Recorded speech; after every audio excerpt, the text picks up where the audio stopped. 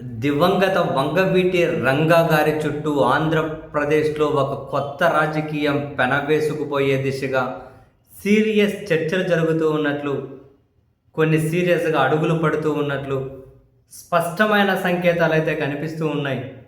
No doubt ఒక వర్గంలో వంగవీటి రంగా గారికి ఇప్పటికీ కూడా దివంగత రంగా గారికి మరి తన పేరు ఆ పేరు చుట్టూ చాలా చాలా చాలా పాజిటివ్ వైబ్స్ ఉన్నాయి. ఒక వర్గంలో తిరుగులేని పట్టు కూడా పేరు చుట్టూ సంపాదించుకునే ఛాన్స్ ఉంది. వాళ్ళ కుమారుడు రాజకీయంలోకి వచ్చిన ఆయన అంత యాక్టివ్గా ఉండడం లేదు. అంటే అయితే ఇప్పుడు వాళ్ళ కుమార్తె గారు వచ్చారు, డైరెక్ట్గా రాజకీయ రంగ ప్రవేశాన్ని ప్రకటించకుండా రాధా రంగ మిత్రమండలి చుట్టూ కార్యకలాపాలు చేయాలని చెప్పి ఆ మేడం సంకల్పించారు. అండ్ ఈ నెల 26న రంగా గారి వర్ధంతి సందర్భంగా విశాఖలో రంగనాడు అనే ఒక పెద్ద కార్యక్రమం నిర్వహిస్తూ ఉన్నారు. పార్టీలకు అతీతంగా, కులాలకు అతీతంగా రంగా గారి అభిమానులందరూ తరలి రావాలి అని చెప్పి ఆమె పిలిపించారు.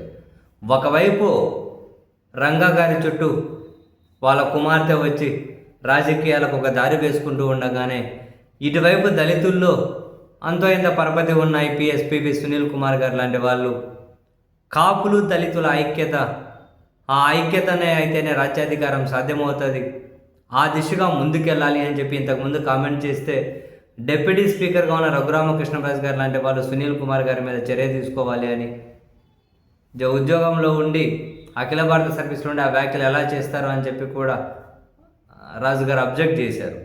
అయితే సునీల్ కుమార్ గారు ఎక్కడా దగ్గర మళ్ళీ తాజాగా కూడా పశ్చిమ గోదావరి ఆ పెనుమంచిదే అక్కడ ఒక దగ్గర పశ్చిమ గోదావరి జిల్లాలో మీడియాతో మాట్లాడుతూ మరొకసారి ఆయన కాపులు దళితుల ఐక్యత గురించి మాట్లాడారు.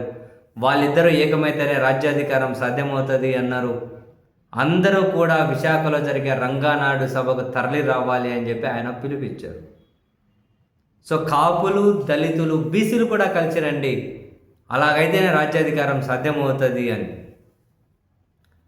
సో నిజంగానే కాపులు దళితులు బీసీల ఐక్యత దిశగా ఏమైనా అడుగులు పడుతూ ఉన్నాయా?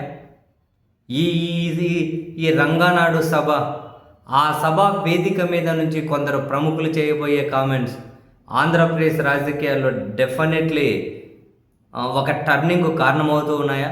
నో డౌట్ రంగా గారి వర్ధంతి వేదిక మీద నుండి రంగా గారి మరణం ఎలా జరిగిందో మాట్లాడకుండా ఉంటారా? ఆ మరణం చుట్టూ ఉన్న కొందరి పేర్లను ప్రత్యక్షంగా పరోక్షంగా ప్రస్తావిస్తే ప్రస్తుతం ఆంధ్రప్రదేశ్ ప్రభుత్వంలో కాసిన్ని మంటలు చెలరేగకుండా ఉంటాయా? అంటే ఏదో ఒకటైతే జరగబోతూ ఉంది. అంటే ఇప్పటికిప్పుడు 26వ తేదీ జరుగుతుందా? 26వ తేదీ స్టార్ట్ అయ్యి నెక్స్ట్ రాబోయే రోజుల్లో చాలా రాజకీయ మార్పులకు ఆంధ్రప్రదేశ్లో కారణం కాబోతున్నాయా? మొత్తం మీద కాపుల్లోనూ దళితుల్లోనూ ఉన్నటువంటి కొందరు కీలక నేతలు సీరియస్గా లోపల ఏం చర్చలు జరుపుతూ ఉన్నారు? చాలా ప్రశ్నలకు సమాధానాలు దొరకాల్సి ఉంది. ఆ సమాధానాలు ఏ రూపంలో దొరకబోతున్నాయో ఈ నెల 26వ తేదీన ఒక పిక్చర్ అయితే క్లారిటీ వచ్చేటట్లుంది. చూద్దాం.